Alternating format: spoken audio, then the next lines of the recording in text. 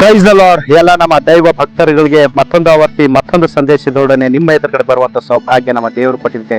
ದೇವರಿಗೆ ಅನಂತ ಸ್ತೋತ್ರಗಳು ಸಲ್ಲಿಸತಕ್ಕಂಥರಾಗಿದ್ದೇವೆ. ಇಂದು new start ನ 5ನೇ ಅಕ್ಷರವಾದಂತ 5ನೇ ಸಂದೇಶ ಪ್ರಿಯರೇ, ಅದು TNEWS. ಟಿ ಅಂದ್ರೆ ಏನ್ ಎಂಬುದಾಗಿ ನಮ್ಮ ಆಂಗ್ಲ ಭಾಷೆಯಲ್ಲಿ ನೋಡೋದಾಗಿರುತ್ತದೆ, ಟೆಂಪರೆನ್ಸ್ ಎಂಬುದಾಗಿ. ನಮ್ಮ ಕನ್ನಡದಲ್ಲಿ ಸಮಯಮ, ಇತಿ ಮಿತಿ, ಪ್ರತಿಯೊಂದರಲ್ಲೂ ನಾವು ಇತಿಮಿತಿಯಿಂದ ಇರಬೇಕು ಎಂಬುದಾಗಿರ್ತೇವೆ. ಈ ಟೆಂಪರೆನ್ಸ್ ಅಂತಕ್ಕಂಥದ್ದು ನಾವು ಚಿಕ್ಕವರಾಗಿದ್ದಾಗ ನಮ್ಮ ಶಾಲೆಗಳಲ್ಲಿ ಜೋಡಿ ಜೋಡಿಯಾಗಿ ಕೈಗಳನ್ನು ಹಿಡಿದುಕೊಂಡು ಇಡೀ ಊರು ಪಟ್ಟಣವನ್ನೇ ಸುತ್ತೋಡಿಸಿ ಅನೇಕ ರೀತಿಯಾದಂತಹ ಸ್ಲೋಗನ್ಗಳನ್ನು ಹೇಳಿಕೊಂಡು ನಾವು ಎಚ್ಚರಿಕೆ ಸಂದೇಶವನ್ನು ಸಮಾಜಕ್ಕೆ ಕೊಡುತ್ತಾ ಹೋಗ್ತೀವಿ. ಅದನ್ನ ಆ ದಿನಗಳು ಇಂದು ನೀವುಗಳು ಕೂಡ ನೆನಪು ಮಾಡಿಕೊಳ್ವಿ ಎಂಬುದಾಗಿ.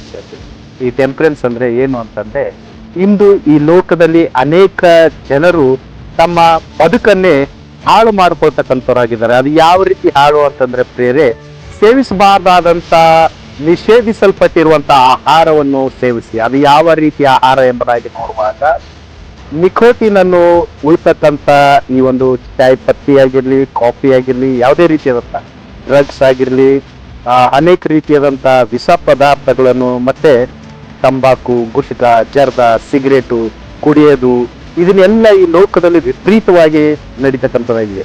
ಆ ಎಲ್ಲಾ ರೀತಿಯಾದಂತ ಈ ಒಂದು ವಿಷಗಳನ್ನು ತಯಾರು ಮಾಡುವಂತ ಕಂಪನಿಗಳು ಆ ಪ್ಯಾಕೆಟ್ ಮೇಲೆ ಕೊಟ್ಟಿರ್ತಾರೆ ಇಂಜುರಿಯಸ್ ಟು ಹೆಲ್ತ್ ಎಂಬುದಾಗಿ. ಈ ಇಂಜುರಿಯಸ್ ಟು ಹೆಲ್ತ್ ಎಂಬುದಾಗಿ ಕೊಡೋದಲ್ದೇನೆ ಅನೇಕರಿಗೆ ಇದು ಓದ್ಲಿಕ್ಕೆ ಬರೋದಿಲ್ಲ ಎಂಬುದಾಗಿ ಆ ಕಂಪನಿದವ್ರು ಏನ್ ಮಾಡ್ತಾನಂದ್ರೆ ಅದ್ರ ಮೇಲೆ ಒಂದು ಚಿತ್ರಪಟ ಕೂಡ ಕೊಡಿರ್ತಕ್ಕಂಥವನಾಗಿದ್ದಾನೆ ಪ್ರೇರೆ. ಆ ಚಿತ್ರ ಹೇಗಿದೆ ಅಂತಂದ್ರೆ, ಈ ಕಡೆ ಇದನ್ನ ಎಲ್ಲ ಕೊಳ್ತೋಗಿರುವಂತದ್ದು, ದೇಹವನ್ನು ಹಾಳಾಗಿರುವಂತದನ್ನ ನಾವು ನೋಡ್ತೇವೆ ಪ್ರಿಯರೇ. ಇದನ್ನ ಏನು ಎಂಬುದಾಗಿ ಸಮಾಜಕ್ಕೆ ಹೇಳೋದಾಗಿದ್ರೆ ಪ್ರಿಯರೇ, ನಾವು ವಿಷ ಪದಾರ್ಥಗಳನ್ನು ತಿನ್ನುವಾಗ ನಮ್ಮ ದೇಹ ಹಾಳಾಗುವಂತದಾಗಿದೆ, ನಶಿಸಿ ಹೋಗುವಂತದಾಗಿದೆ. ಯಾಕಂದ್ರೆ ಇದು ಪವಿತ್ರವುಳ್ಳ ದೇಹ, ಇದು ದೇವರು ನಮಗೂ ನಿಮಗೂ ಗಿಫ್ಟ್, ದೇವರು ಕೊಟ್ಟಿರುವಂತ ಈ ಗಿಫ್ಟ್, ಈ ದೇಹ ಎಂತಕ್ಕಂಥದ್ದು ನಾವು ಯಾವ ರೀತಿ ಇಟ್ಟುಕೊಳ್ಳಬೇಕೆಂಬುದಾಗಿ ಕರ್ತನು ನಮ್ಗೆ ತನ್ನ ಸತ್ಯ ವೇದದ ವಾಕ್ಯದ ಮುಖಾಂತರವಾಗಿ ಎಚ್ಚರಿಸುವಂತ. ಕೊರಿಂಥದವರಿಗೆ ಬರೆದ ಪತ್ರಿಕೆ 1ನೇ ಪುಸ್ತಕದಲ್ಲಿ ಈ ರೀತಿ ಹೇಳುವಂತರಾಗಿದ್ದಾರೆ. 10ನೇ ಅಧ್ಯಾಯ 31ನೇ ವಚನದಲ್ಲಿ, ನೀವು ಏನೇನು ತಿಂದರು, ಉಂಡರು, ಕುಡಿದರು ದೇವರ ಘನತೆಗಾಗಿ ಮಾಡಿ. ಇಲ್ಲಿ ಇದರ ಅರ್ಥ, ನಾವು ನಿಷೇಧಿಸಲ್ಪಟ್ಟಿರುವಂತಹ ಆಹಾರವನ್ನು ಸೇವಿಸಿ ದೇವರ ಘನತೆಗಾಗಿ ಜೀವಿಸ್ಲಿಕ್ಕೆ ಆಗೋದಿಲ್ಲ. ಯಾಕಂದ್ರೆ ಈ ದೇಹನ ಪವಿತ್ರಾತ್ಮನಿಗೆ ಗರ್ಭಗುಡಿಯಾಗಿದೆ. ಈ ಗರ್ಭಗುಡಿಯಾಗಿರುವಂತ ಈ ದೇಹನ ನಾವು ಯಾವ ರೀತಿ ಇಟ್ಟುಕೊಳ್ಬೇಕು ಎಂಬುದಾಗಿ ಕೂಡ ತಿಳಿಸಲ್ಪಟ್ಟು, ಈ ದೇಹ ಗರ್ಭಗುಡಿಯಾಗಿರುವಂತದ್ದು, ಇದನ್ನು ಯಾರು ಹಾಳು ಮಾಡ್ತಾರೋ ಅವರನ್ನು ಕರ್ತನು ಹಾಳು ಮಾಡುವೇನು ಎಂಬುದಾಗಿ ವಾಕ್ಯದಲ್ಲಿ ಇದೆ. ಸತ್ಯವೇದದಲ್ಲಿ ಪೌಲರು ಕೊರಿಂಥದವರಿಗೆ ಬರೆದ ಪತ್ರಿಕೆ 1ನೇ ಪುಸ್ತಕದಲ್ಲಿ 3ನೇ ವಚನ 16 ಮತ್ತು 17ನೇ ವಚನದಲ್ಲಿ ನಮ್ಗೆ ಹೇಳುವಂತರಾಗಿದ್ರೆ, ನೀವು ದೇವರ ಆಲಯವಾಗಿದ್ದೀರಿ ಎಂದು, ದೇವರ ಆತ್ಮನು ನಿಮ್ಮಲ್ಲಿ ವಾಸ ಮಾಡುತ್ತಾನೆಂದು ನಿಮಗೆ ಗೊತ್ತಿಲ್ಲವೋ, ನಿಮಗೆ ತಿಳಿದಿಲ್ಲವೋ?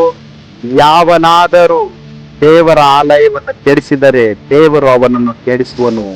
ಯಾಕಂದ್ರೆ ದೇವರ ಆಲಯ ಪವಿತ್ರವಾದದ್ದು, ಅಲ್ಲಿ ಪವಿತ್ರಾತ್ಮನು ವಾಸ ಮಾಡುವಂತನಾಗಿದ್ದಾನೆ.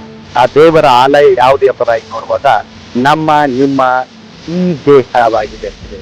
ಈ ದೇಹ ದೇವರಿಗೆ, ಪವಿತ್ರಾತ್ಮನಿಗೆ ಗರ್ಭಗುಡಿಯಾಗಿದೆ. ಇದನ್ನ ನಾವು ಪವಿತ್ರವಾಗಿ ಇಟ್ಕೊಳ್ಬೇಕು. ಯಾಕಂದ್ರೆ ನಮ್ಮ ದೇವರು ಪವಿತ್ರನು, ನಾವು ಪವಿತ್ರರಾಗಿಟ್ಕೊಳ್ಬೇಕು. ಹಾಗಾಗಿ ನಿಷೇಧಿಸಲ್ಪಟ್ಟಿರುವಂತ ಯಾವುದೇ ರೀತಿಯಾದಂತಹ ಗುಟ್ಕ, ತಂಬಾಕು, ಸಿಗರೇಟು, ಈ ಧೂಮಪಾನ, ಮದ್ಯಪಾನಗಳು, ಪಾನ್ ಪರಕಗಳು, ಇವನ್ನು ನಾವು ಸೇವಿಸದೆ ನಮ್ಮ ದೇಹ ಪರಿಶುದ್ಧವಾಗಿ ಇಟ್ಕೊಳ್ಳೋದ್ರಿಂದ ಪ್ರಿಯರೇ, ಇಲ್ಲಿ ನಮ್ಮ ದೇಹದಲ್ಲಿ, ನಮ್ಮ ಹೃದಯದಲ್ಲಿ ಪವಿತ್ರಾತ್ಮನು ವಾಸ ಮಾಡ್ತಕ್ಕಂಥವನಾಗಿದ್ದಾನೆ.